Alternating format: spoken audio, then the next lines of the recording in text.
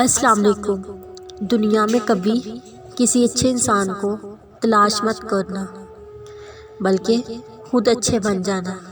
ہو سکتا ہے آپ کا ایسا کرنے سے کسی اور کی تلاش ختم ہو جائے۔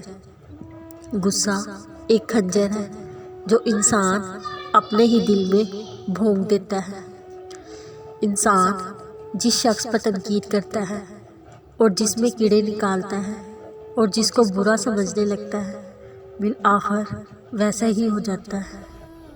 کبھی کبھی ہم تھک جاتے ہیں یہ ثابت کرتے ہوئے کہ بے شک ہمارا طریقہ غلط تھا لیکن ارادہ نہیں۔ جب کوئی ثواب کی نیت سے اپنے گھر والوں پر اللہ کا حکم سمجھ کر خرچ کرے تو صدقے کا ثواب پائے گا۔ لوگوں کے بدلے ہوئے مزاج تو ہمیں انسان بناتے ہیں ورنہ ہم تو سمجھ ہی نہ پائیں زندگی کتنی مشکل ہے۔ ماں کے بنا پورا گھر بھی بکھر جاتا ہے، باپ کے بنا پوری دنیا بکھر جاتی ہے۔ دشمن بنانے کے لیے ضروری نہیں کہ لڑا جائے، بس تھوڑے سے کامیاب ہو جاؤ یہ سب آپ کو خیرات میں مل جائیں گے۔ شادی کا کھانا ہوتا ایک وقت کا ہے لیکن اس کے پیچھے پوری عمر کی محنت ہوتی ہے، بالوجہ اس میں نقص نہ نکالا کریں۔ اچھے شوہر بیوی کی آنکھوں میں آنسو لانے کا سبب نہیں بنتے۔